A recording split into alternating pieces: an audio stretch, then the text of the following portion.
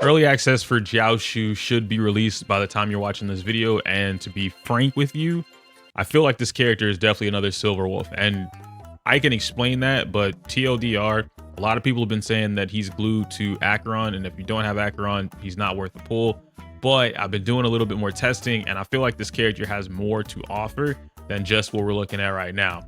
But as I said, let me explain. So as of right now, Jiaoqiu is a character that really focuses on the vulnerability stacking, or rather taking advantage of the enemy's lack of defenses, if you will. Vulnerability, for what we understand it as, is basically a much stronger version of defense shredding. So in simple terms, while defense shredding is reducing the amount of defense that you would have, so if you'd start at 0, you'd go to like -10, -20, -30, things like that. Vulnerability adds to all the damage that you're taking. So regardless of whatever your defenses or resistances are, vulnerability is making it so that you're going to take this damage no matter what. And having a character like Jiaoqiu definitely benefits a lot of teams, those teams being something like the Acheron or Acheron by herself, Kafka Swan, and from a lot of the testing that I've been doing so far, even Yunli. And one of the things that you should pay attention to is certain characters, i.e. Cough Cough, Fei Shao, will be having what we consider ultimate damage.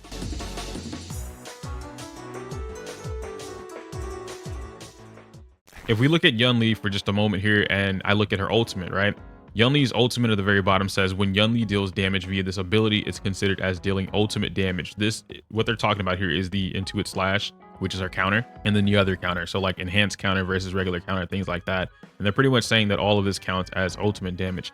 I feel like it's going to get to a point where we do have, for instance, her skill or just the talent itself. And then eventually this talent would be like, oh yeah, this counts as ultimate damage, right? Like anything like that would happen with a couple different characters, and I see that happening in the future. Now, you guys know me, a lot of the time whenever I do discuss some of these characters, it's pretty much just insight, right? And most of the time I'm still right whenever I call it out. But regardless of that fact, I've been telling you guys that the game is moving in a particular direction. I was correct when I said it was moving away from and when I say away from hypercarry, because I know people hear one thing and then completely like word it a different way. Moving away from something doesn't mean that it's eliminated, gone, or non-existent, or even like bad for that matter. Moving away from it means the game is clearly trying to push a certain direction, whether that be with the enemy designs, whether that be with the new characters coming out, or even some of the team combos that we've been able to come up with, or like their kits kind of incentivize you to do. Moving away from hypercarry was something that I called way back in, I think 1.4, maybe 1.6. Whenever Topaz came out, we were introduced to Topaz. Ratio came out shortly after that, and I was like, okay, cool. This is introducing the follow-up meta. Follow-up is going to be very strong. We're going to start getting more characters that centralize around follow-up attacks. A lot of people said that wasn't going to happen, and that it's not going to be strong. Hypercarry is still going to be like, make or break, always hypercarry. Hypercarry beats everything. Cool. Fast forward in the future, hypercarry starts to lose to not only Dot, which was at that time Kafka and Swan once we got May and then Swan, but it also started to lose out to follow-up. Now we're at a point where the new top 5 teams, even the top 3 teams, I think only one of them is hypercarry from what I would look at, and I will work on a top 5 teams for you guys, but for the most part, I think only one's hypercarry. The other 2 are like follow-up or something like that, and maybe break, right? Because break is kind of like the Dendro of the game at this point. So we are clearly having a majority or a vast option. That's not the word I want to say. Our options for building teams and the archetype behind that is expanding. That's what I'm trying to say. And when we look at a character like Jiaoqiu, I don't think that you should be threatened or like the FOMO, if you will, to pull for a character like this. However, I do think that if you're building a particular team, and I always tell you guys this, look at the team that you're building and then figure out like the pieces that go into that team. So for me, I love Acheron. I'm gonna keep playing Acheron and keep trying to make her stronger as much as I can. But I also like Zila. There's a bunch of different teams that I really rock with, right? For the most part, if I'm talking about Acheron in particular, I'd rather use Acheron instead of my Dot team. Why? I just think Acheron is a little bit more aggro, and I'm for that. Jiaoqiu allows me to make Acheron better, if you will. However, as I said, I've been working on Jiaoqiu with Yunli. Some of you guys that watch my previous couple videos know that Yunli is a character that I'm actually really into, even though she might be one of the more niche categories of a DPS, being that you have counter, and a lot of you guys like to play on auto mode, so do I. But Yunli forces me to play the game, and it forces me to learn the enemies, when they're going to attack, when they're not going to attack, if they have a double action inside of one skill, how many times do they move, if they're faster than me or slower than me.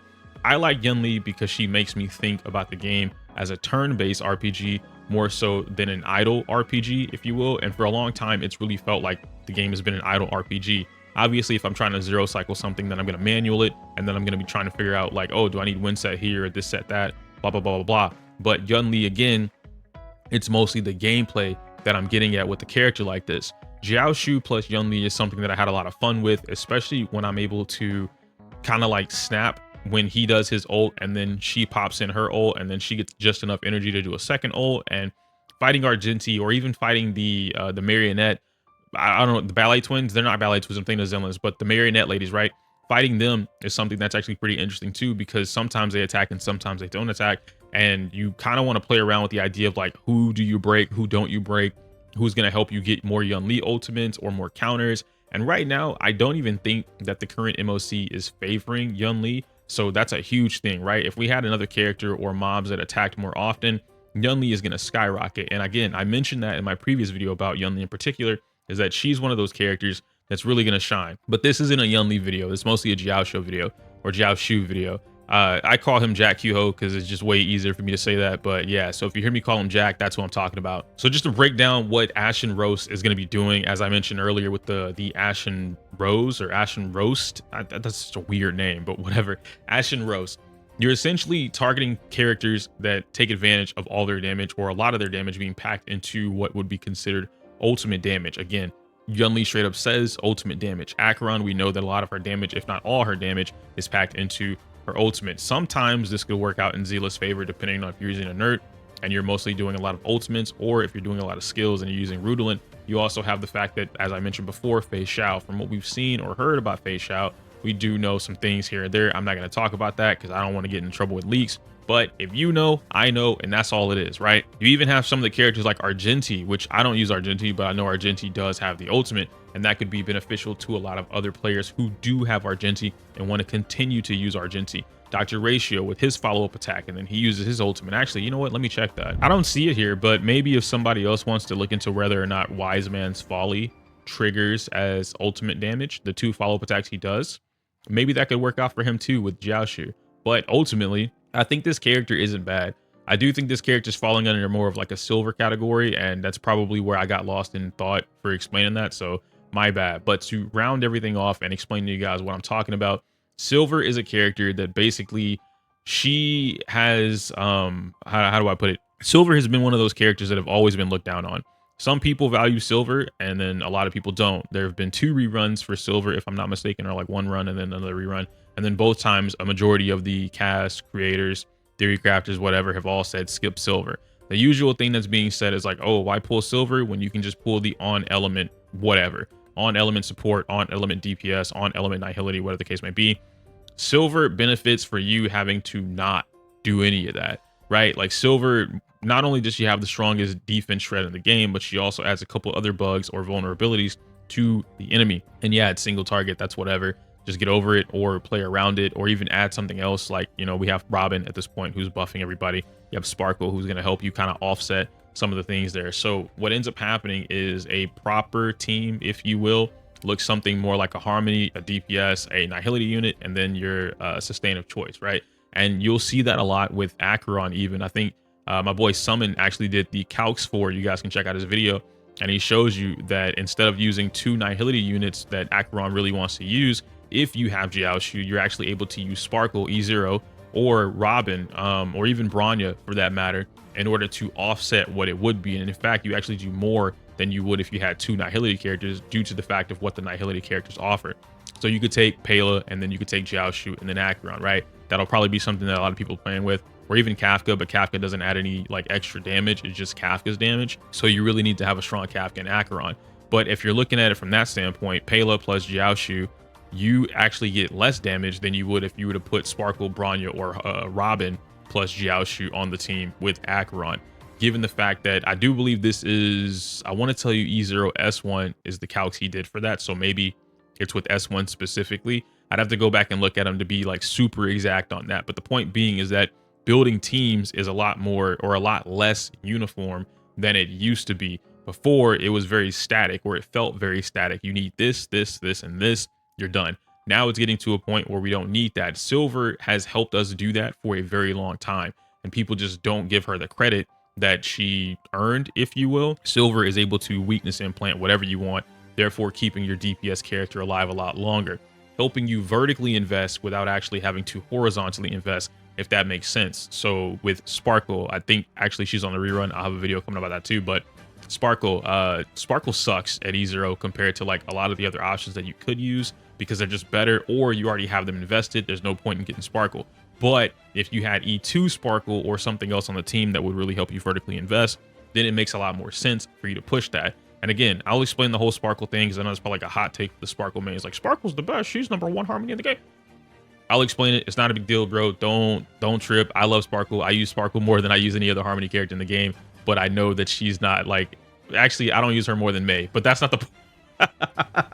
She's not what I'm looking for, right? In certain teams. But lately with Acheron, I have been using a lot more Sparkle. Finishing off what I'm talking about with Silver, though, and Jiaoqiu, I think this character is going to be slept on. I think this character is going to have some things that really make the character strong now. And it's like kind of like, oh, he's really strong in one team. He's really strong in another team. He's okay in this team, whatever. But I think overall, especially with how Hoyo has shown us they work, they're pretty synergistic when it comes to like building cores or building teams or giving us the pieces one by one. Again, Topaz is a really good example of that, where we got Topaz, but she had no pieces. I guess she had Himiko, but Himiko wasn't as strong with Topaz at that time because we didn't have a lot of units or enemies that could take advantage of both of them together. Then we got Ratio, and Ratio Topaz was just really strong. And it was like, oh, if you didn't pull Topaz E1 or Topaz S1, you didn't really see a lot of the difference. I think Jiaoqiu could fall into that category too, where like if you don't pull E0 S1, you might not see it. Again, I'm not too sure about that. I'm comfortable without S1 when I play Jiaoqiu. You do have to make up for like the effect hit rate, but that's if you're looking for the attack part of Jiaoqiu. And that's something that I don't even think people are really taking advantage of right now, is how much damage he could do passively as a Nihility character compared to a character like Pela on your team, or even Black Swan for that matter. Black Swan does pretty good damage too, but Pela typically doesn't do a lot of damage. I know Silver can do a lot of damage. That's something else that people sleep on about that character. And you kind of see now why I'm like constantly comparing Silver and Jiaoqiu, is because both of them have perks that people sleep on, but the people that actually do get these characters or invest into these characters, they see the immense value in having a Silver on your account or even having a Jiaoqiu on your account. So I'm not going to tell you to pull for this character or not pull for this character, but I do expect in the near future, maybe the next patch, when Fei Xiao does drop or a character drops with Fei Xiao, a new 4-star, anything like that, I do see Jiaoqiu just kind of like being the constant, oh, if you put Jiaoqiu on your team, this team jumps up top 5. You put Jiaoqiu on team top 5, right? I see that happening because with Silver, as I mentioned, you start placing Silver in teams that you otherwise don't have the proper units for, or on a really busted DPS character like alongside them, and you have like win set Silver, for instance, or break Silver, and the fight is a little slower, but whatever. There's a couple different things you can build Silver with, but point being is that that's what's going to happen. I think we're at that point. I think we're at that point now where pulling characters just to pull characters, stop doing that, please. Don't do that. It's not worth it. But grabbing characters that you essentially need, yes. If I had to round this off, I'd say if you have Acheron, really consider what you have on your team. If you have Acheron and you've been using Acheron, Pela, and anything else for a very long time, consider using Jiaoqiu.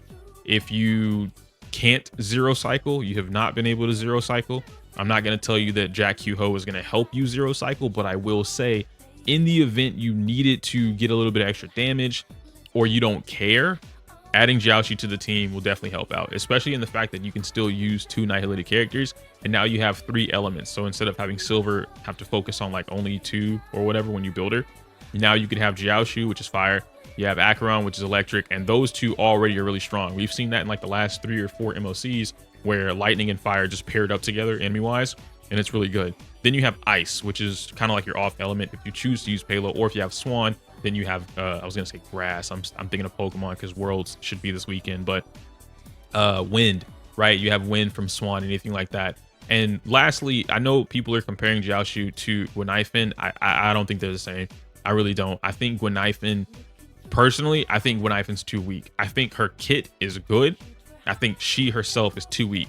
Maybe it's the multipliers. Maybe it's the fact that she has like a squishy build, right? She's just really, really squishy. Her defenses are low. Her HP is low.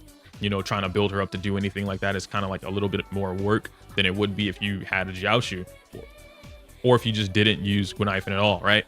I don't think they're anywhere on the same caliber, these two characters. But again, rambling, a bunch of thoughts in my head about the character and whatnot. I'm just, guys, I've been gone for like a month. I'm still legit not ready to come back to talking about anything. I've been on stream a little bit more often, and I've just been having fun. So it's pretty much all it is. I guess we can round this video out though. Like I said, I will talk about whether or not I believe Jiaoqiu or Sparkle is worth it, because I actually think it's a really good discussion. And I think new players should be more privy to that information and whether or not they're going to make that decision, especially going into, are we going into 2.5 or something? We're almost at 3.0, which is a whole different, you know me, a meta change, right? We're entering the meta. We're going into a new meta now. And then in 3.0, that new meta is going to be established, which might just be break or follow up plus something else, or we're going to get a whole new category of things to happen. I really see them starting to shake up things, but we'll get there. Anyway, like the video, comment, subscribe, all that fun stuff. I can't say my usual outro because it's inappropriate for YouTube. Smell you later.